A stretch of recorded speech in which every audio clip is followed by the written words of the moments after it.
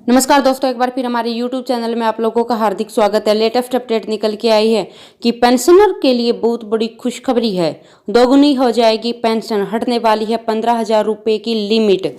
EPS पर जानिए नई अपडेट। तो दोस्तों, ईपीएस पे जो नई अपडेट आई है उसके बारे में हम आपको सब डिटेल में बताएंगे। अगर आप हमारे चैनल पे फर्स्ट टाइम विजिट कर रहे हैं तो चैनल को लाइक कर दीजिए, सब्सक्राइब कर दीजिए, साथ ही साथ बेल आइकन को भी बजा दीजिए ताकि गवर्नमेंट या पेंशन से संबंधित जितनी भी न्यूज आती है उनकी नोटिफिकेशन आप लोगों के पास तुरंत पहुँच के। तो करते वीडियो को स्टार्ट बिना किसी देरी के। दोस्तों, कर्मचारियों के रिटायरमेंट पर पेंशन तय होती है, लेकिन इसमें लिमिट होने से रिटायरमेंट के बाद पेंशन बहुत ज़्यादा नहीं है। इसलिए इस लिमिट को हटाने की मांग की जा रही है। एम्प्लॉयज पेंशन स्कीम के तहत निवेश पर लगे कैप को हटाने को लेकर सुप्रीम कोर्ट में सुनवाई हो रही है। कर्मचारियों को अब कोर्ट से बहुत उम्मीद है, लेकिन इस सुनवाई और इस मामले का आप पर क्या असर पड़ेगा वो हम आपको डिटेल में बताएंगे। दोस्तों, इस मामले पर आगे बढ़ने से पहले ये समझ लेते हैं कि आखिर ये मामला है क्या। अभी अधिकतम पेंशन योग्य वेतन 15,000 रुपये प्रति महीने तक सीमित है। मतलब आपकी सैलरी चाहे जितनी भी हो, लेकिन पेंशन की कैलकुलेशन 15,000 रुपये पर ही होगी। इस लिमिट को हटाने के लिए मामला कोर्ट में चल रहा है।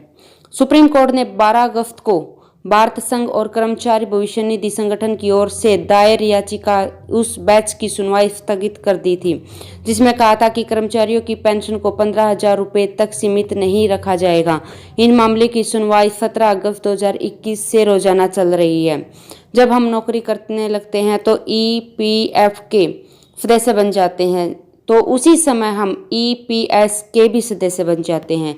कर्मचारी अपनी सैलरी का 12% हिस्सा ईपीएफ में देता है और इतनी ही रकम उसकी कंपनी की ओर से भी दी जाती है, लेकिन इसमें एक हिस्सा 8.33% ईपीएस में भी जाता है। जैसा हमने ऊपर आपको बताया है कि अभी पेंशन योग्य वेतन अधिकतम 15,000 रुपये ही है। मतलब कि हर महीने पेंशन का हिस्सा अधिकतम 15,000 रुपये ही होगा, मतलब कि 1,250 रुपये ही होगा।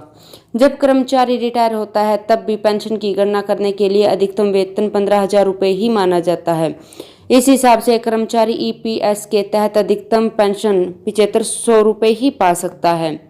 एक बात जरूर ध्यान दें कि अगर आपको ईपीएस में योगदान 1 सितंबर 2014 से पहले शुरू किया है तो उसके लिए पेंशन योग्य के लिए मंथली सैलरी की अधिकतम सीमा 6500 रुपये होगी।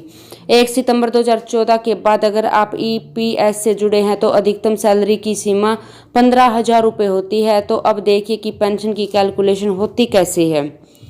मान लें कि मंथली जो पेंशन है इक्वल टू पेंशन योग्य सैलरी मल्टीप्लाई में ईपीएस योगदान की साल बटे में 70। मान लीजिए कि किसी कर्मचारी ने 1 सितंबर 2014 के बाद ईपीएस में योगदान शुरू किया है तो पेंशन योग्य 15,000 रुपये पर होगा। तो 30 साल तक नौकरी करता है तो वो कर्मचारी, तो उसकी मंथली पेंशन 15,000 गुणा में 30/7 तो 6,428 रुपये हुआ।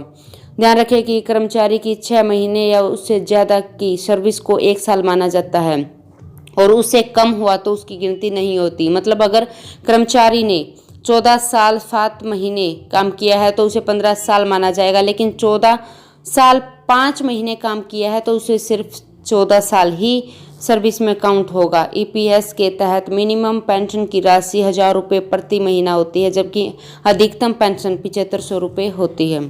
तो दोस्तों, आज के लिए इतना ही। मिलते हैं नेक्स्ट वीडियो में, तब तक के लिए जय हिंद, जय भारत।